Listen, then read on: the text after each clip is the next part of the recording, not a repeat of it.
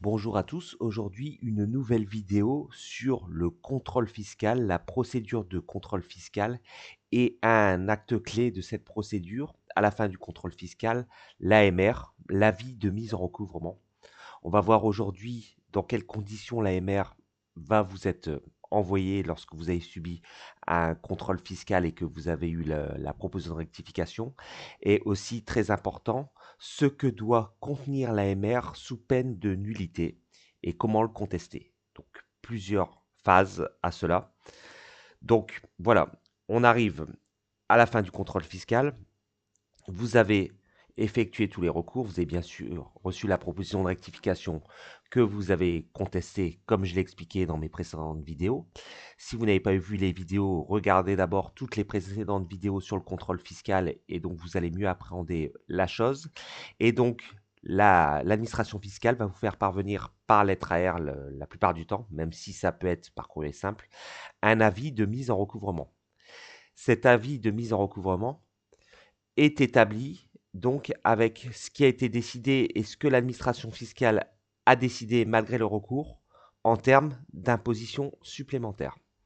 Cet AMR est envoyé par le comptable public la plupart du temps, ou ça peut être aussi envoyé par un fonctionnaire d'un grade inférieur, mais qui a une délégation de pouvoir pour vous envoyer cet AMR.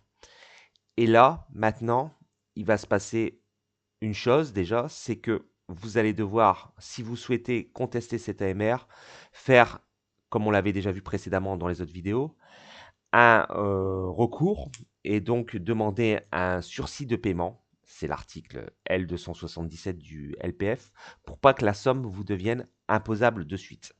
Alors, un des intérêts de faire ce sursis de paiement et demander un recours, c'est tout simplement qu'il arrive parfois, et c'est plus souvent qu'on le pense, que l'AMR soit établie de façon irrégulière. Je m'explique. Il peut y avoir des vices de forme au niveau de l'AMR. Il ne peut contenir que certaines mentions et d'autres qui doivent vous être opposées, qui ne sont pas définies. Par exemple, suite à une proposition de rectification, l'AMR doit faire explicitement référence à la proposition de rectification que vous avez eue. La proposition de rectification, c'est le terme qu'on emploie. Avant, on disait un terme qui était un peu plus vulgaire, on disait redressement. Maintenant, on dit proposition de rectification. C'est déjà plus noble. Mais bon, c'est la même chose hein, dans la pratique. Et donc, cet AMR, en fait, il doit avoir certaines mentions, il doit être signé, et la signature du comptable ne suffit pas pour rendre l'AMR valide, il doit aussi mettre une phrase du style que il rend cet AMR exécutoire, c'est très important. Elle doit être écrite de façon littérale. Ça ne suffit pas, le visa, c'est-à-dire la signature du comptable ou de son représentant qui a le pouvoir pour signer, ne suffit pas. Maintenant, il y a d'autres mentions qui sont obligatoires. Ces mentions sont toutes contenues à l'article R256-1 du LPF. Je vais vous mettre l'article dans la description de la vidéo. Vous pourrez l'analyser, ainsi que le BOFIP. Hein. Donc le BOFIP, c'est en quelque sorte l'interprétation à donner aux tests fiscaux. Donc vous pouvez toujours vous référer en opposition à l'administration fiscale à un article du BOFIP. Donc je vais vous mettre le paragraphe complet. Comme ça vous aidera dans vos recherches si vous devez contester cet AMR. Et pour en revenir donc à la légalité de l'AMR, si l'AMR est illégal parce qu'il manque une certaine mention, si vous ne le signalez pas, c'est toujours pareil, vous allez devoir payer, puisqu'en fait, il ne suffit pas de constater que vous avez un AMR qui est fait de façon illégale, il faut aussi le démontrer devant le juge administratif. Donc il va falloir saisir le juge administratif pour opposer à l'administration fiscale que l'AMR n'est pas valable pour un des motifs que je vous ai cités. Attention, si on soulève trop tôt ce vice de forme et ou de procédure, l'administration fiscale peut corriger l'AMR. Ça, c'est très important. Parce que parfois, en fait, on souligne ça à l'administration fiscale, ils vont corriger, ils vont vous réémettre un AMR valide, et là, vous n'aurez plus rien à contester. Donc surtout, il faut taire cette chose. Il ne faut pas l'annoncer ni à l'administration fiscale, ni au juge administratif tout auto, puisque le juge administratif va communiquer votre requête à l'administration fiscale et ils vont s'empresser de modifier. Alors, c'est quoi le délai? C'est important. Ce délai est très long. Le délai, c'est le N+3 de la date de la proposition de rectification. Admettons, vous avez une proposition de rectification là, suite à un contrôle fiscal, en décembre 2024. Alors, vous allez prendre N+3, donc ça ferait 2025, 2026, 2027, mais c'est pas courant de l'année 2027, ce sera au 1er janvier 2028, d'accord? Donc 1er janvier 2028, vous avez la possibilité de contester cette AMR, soit 3 ans et quelques jours après décembre 2024. C'est fondamental. À partir du moment où vous allez contester dans le bon délai l'AMR, l'administration fiscale ne peut plus revenir en arrière, il y a une prescription, elle ne peut plus réémettre d'AMR.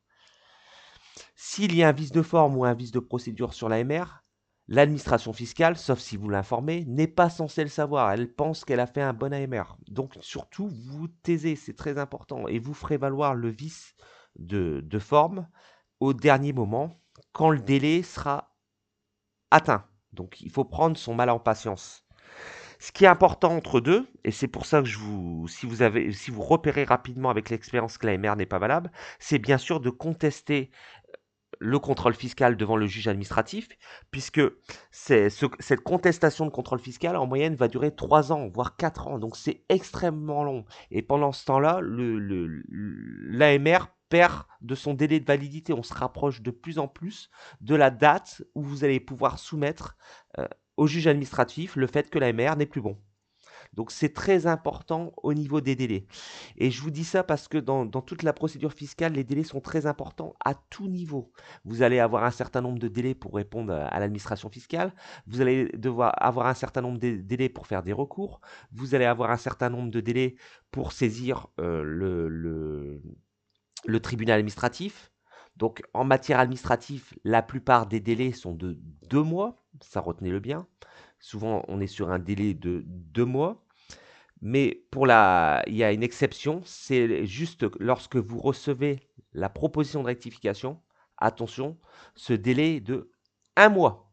C'est la seule façon que vous allez pouvoir contester la proposition de rectification.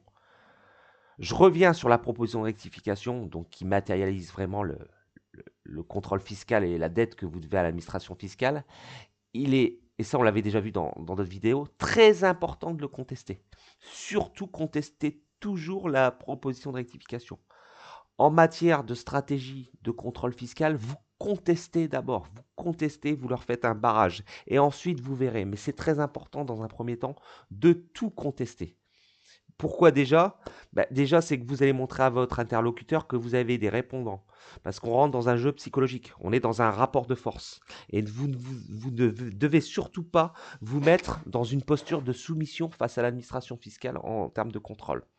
Ils ont trop l'habitude d'avoir affaire à des gens qui arrivent déjà en victime. Donc, montrez, tout en restant correct, que vous avez des bases, que vous connaissez la procédure fiscale. Et déjà, ça va rééquilibrer le rapport de force. N'oubliez jamais, lors d'un contrôle fiscal, si le vérificateur, le contrôleur ou l'inspecteur des finances publiques vous parle mal, vous pouvez toujours faire un recours à son supérieur hiérarchique. D'accord? Cette voie de recours est indiquée sur votre CERFA de contrôle fiscal, vous l'avez obligatoirement. Et le supérieur hiérarchique va devoir recadrer son vérificateur. D'accord? Donc ça, n'hésitez pas à le faire, vous rendez service à la fois à vous, à votre propre situation, et aussi au futur pour certains fonctionnaires qui auraient trop pris la confiance. Donc c'est très important, on en reste là pour l'AMR. Je vous mets tout ça en description, et vous n'hésitez pas bien sûr à faire partager cette vidéo au maximum de personnes, et à vous abonner. Merci, au revoir.